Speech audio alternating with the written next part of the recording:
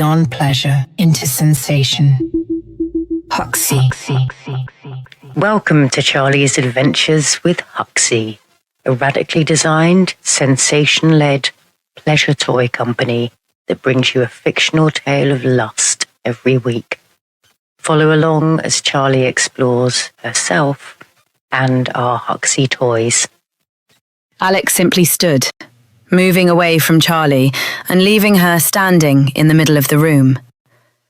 Charlie looked down, her cheeks flushed, her clothing scattered across the floor beneath her. Her breathing came thick and fast, unlike, apparently, her orgasm, and she could barely move with want and frustration. "Are you fucking serious?" she nearly screamed at Alex, her voice a pitch higher than usual. "You asked me over for that?" Alex let out a light laugh. "Yup," he said, popping the word. "I thought it would be good to test your patience. I told you. I wanted you to know how it feels to be me." Charlie didn't want to behave like a brat, but she was pissed off. Alex had explained his kink as wanting to get her off in perpetuity, or so it had seemed. But this evening, under the pretense of testing her boundaries or doing something different, as he'd called it, she was left feeling like an idiot, a naked idiot. When I said, "Do your worst, Alex," I didn't mean frustrate me or make me feel stupid, which is exactly what I feel right now, by the way. By this point, Alex had moved across the room and was making them both a drink at his bar. Lifting his head, he looked at her.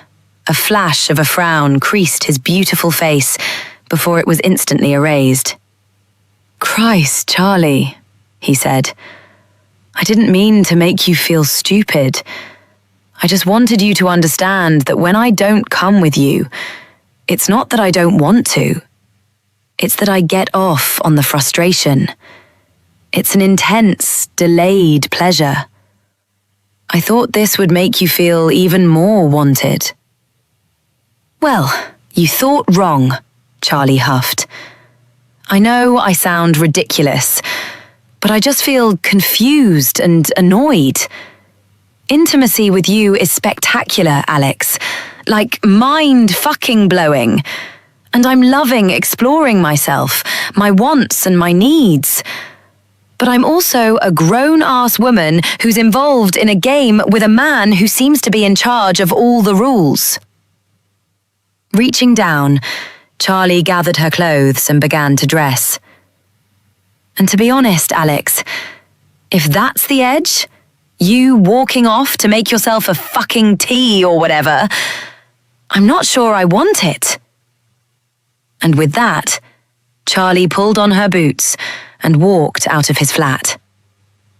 It was still relatively early as she walked down the road, lined with lit-up shops and bars, wondering whether to go in for a drink or head home for a hot shower to wash off the humiliation of the evening.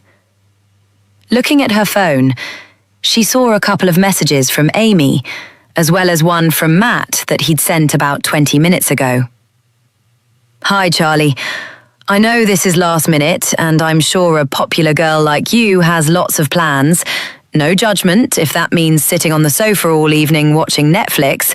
I wish. But I'm in town this evening at James's birthday drinks, and wondered if you wanted to come along." Charlie laughed to herself. She'd gone months on end without any dates in sight, no men messaging her, not even from the dating apps. But now, 2 in one night. It was frankly unheard of, and utterly thrilling. So Charlie did what any horny, frustrated, and confused mid-30s woman wearing an overly slutty outfit would do on a Friday night. She texted Matt back, confirmed the address, hailed a black cab at great expense, and went off to find the man who hadn't left her standing butt naked in her living room on some strange quest to prove how much he wanted her. When Charlie arrived at the bar, she had to remind herself that it wasn't a date per se. She knew the birthday boy, James, a mutual friend from the wedding, although clearly not well enough to be invited to the party. She assumed other people she knew would be there, and walking in wearing a low-cut suede mini dress at 11 p.m. was, she told herself, a perfectly normal thing to be doing. She saw Matt instantly when she walked in, primarily because he was one of the tallest men she'd ever met. Standing at the edge of the bar, his profile strong in the moody light, his shoulders and arms defined beneath a tight-fitting blue shirt, Charlie was reminded that Matt was very handsome, like a rugged cowboy. Matt's eyes turned toward her across the bar, widening as he saw her walking toward him. "Charlie, you made it!" he cried, throwing his arms wide to hug her. Charlie stepped into his arms, inhaling his woody scent, before Matt pulled back to look at her. "And fuck me, you look incredible. You come from another date?" he asked. Charlie debated lying to him, but it felt somehow wrong with Matt, like he was too good a person to fuck around. So she responded simply, "Something like that, yeah," cringing at herself. Matt laughed out loud, then leaned in to whisper into her ear. "Well, it seems I might have a chance with you after all." If you enjoyed this episode, why not subscribe, share, and follow the Huxley soundtrack on Spotify?